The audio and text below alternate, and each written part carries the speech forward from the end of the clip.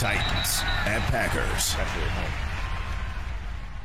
Especially at home, the Saints. See what I did, Roger? Let it bleed over into this one. Packers are going to beat the Titans. The Titans are a good team, but the Titans and the Colts and the Browns are all teams to one degree or another that you just don't believe in at a Super Bowl level, right? You just don't think they can win a Super Bowl. They can win a playoff game. And they're all about evenly matched. Titans, Colts, Browns. Of those three, I like the Titans the best because I most believe in Tannehill compared to Baker Mayfield or Phillip Rivers at this point in his career. But I don't believe in Tannehill or even and the run game. They get great run blocking. They have Derrick Henry the way I believe in Aaron Rodgers. Aaron Rodgers right now, if the season ended today, would be the MVP of the league. And I have to believe at home he will be too much, particularly with his receivers right now. He's going to be too much for the Titans. And the Packers' defense has come along as the season has progressed. The Packers are going to beat the Titans. I'm taking the Saints at home. I'm taking the Packers. Colts at Steelers. The Steelers, however, even though they seem to be in free fall, and I don't think they're as bad as everyone thinks they are, this is a bad matchup for them. This is the Colts can play some defense. And given the offensive problems on the Steelers right now, I really do think that the AFC North will come down to the final game of the season, or at least Week 17, Steelers-Browns. And that is because I think the Colts beat the Steelers. The Steelers are not playing well right now. The Colts are. And furthermore, though they both have ancient quarterbacks from the same class, by the way, right? Rivers and Roethlisberger. And by the way, I think if you asked most people who was the best quarterback out of the Eli, Roethlisberger, Rivers class, Eli went first, Rivers went fourth, and Roethlisberger went ninth or 10th, I want to say. And I would say Roethlisberger, probably most people would say. And at this moment in their careers, I think I'd still take Roethlisberger over Rivers, as bad as Roethlisberger's looked recently.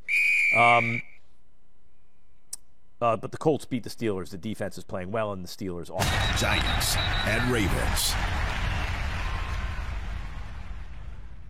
Okay, I'm forced to take the upset here because my Giants cannot get to the playoffs if they lose to the Ravens. And I'm going to say Daniel Jones is going to come and play, and his mobility will be better than it was against Arizona. And the Giants' defense is going to home in on Lamar Jackson, and somehow, against all odds, the Giants go on the road and upset the Ravens to set up a last-week showdown against the Cowboys for the NFC East crown. I think it'll come down to the Giants beating the Cowboys and need a little help from Washington because if they finish with the same record as the Giants own the tiebreaker, beat the Washington franchise twice.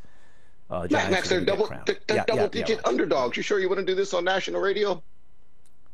I'm doing it on national radio. I have faith in my G-men, in Big Blue. I'm not going to abandon them.